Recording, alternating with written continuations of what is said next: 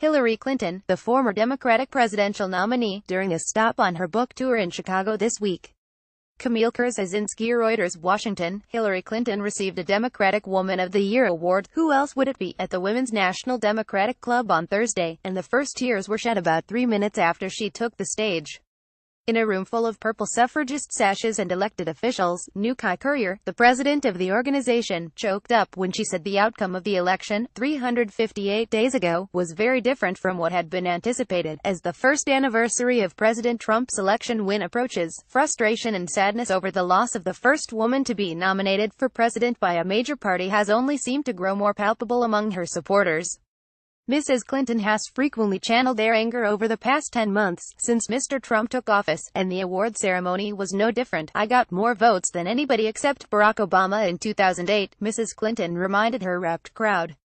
Over 55 minutes, Mrs. Clinton criticized the Trump administration's cavalier approach to its dealings with Iran, attacked the administration's apparent willingness to embrace Russia amid accusations of meddling in the election, discussed her approval ratings, promoted her election memoir, and lamented a toxic environment for women across industries, especially in her own. The double standard that applies to women in politics is alive and well, Mrs. Clinton said in a so-called fireside chat with Senator Dianne Feinstein, Democrat of California. Ambitious is a compliment for men and it's not for women. Mrs. Clinton's appearance signaled the continuation of the Democratic mourning process that has persisted since the election, even as drama continues to mark her campaign.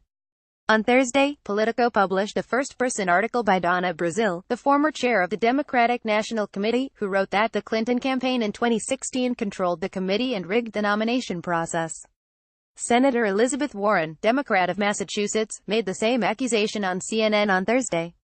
Ms. Brazile also wrote that the Clinton campaign had used a joint fundraising agreement that would grant it control over strategy in exchange for raising funds. Ms. Brazile characterized the agreement as a cancer for the Democratic Party. Through a spokeswoman, officials for the party disagree. Joint fundraising committees were created between the DNC and both Hillary Clinton and Bernie Sanders in an attempt to raise the general election funds needed to win in 2016, Zachidal Hinojosa, the communications director for the committee, wrote in an email on Thursday. Clinton was the only candidate who raised money for the party through her joint fundraising committee with the DNC, which would benefit any candidate coming out of the presidential primary process, but intra-party tension was not on the Democratic Women's Club's agenda. In the midst of stacks of copies of Mrs. Clinton's memoir, What Happened, and a man outside the building selling T-shirts emblazoned with her photo and the caption, The People's Choice, Mrs. Clinton was more focused on the external forces she believed brought about her downfall, in terms of affecting the momentum of the race, she said. A letter sent by James B. Comey, the director of the FBI in 2016, was the proximate cause. The letter reopened an investigation into Mrs. Clinton's emails days before the election. Still, Mrs. Clinton also displays an edgy sense of humor. At a book tour stop in Chicago on Monday, she was asked what her Halloween costume would be. "I think I will maybe come as the president," she said to laughter from the crowd. Watch Hillary Clinton joked that she would go as the president for Halloween.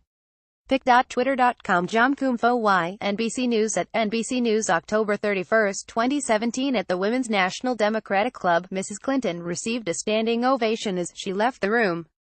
A version of this article appears in print on November 3, 2017, on page A19 of the New York edition with the headline Anger, Tears, Frustration, Then a Standing Ovation.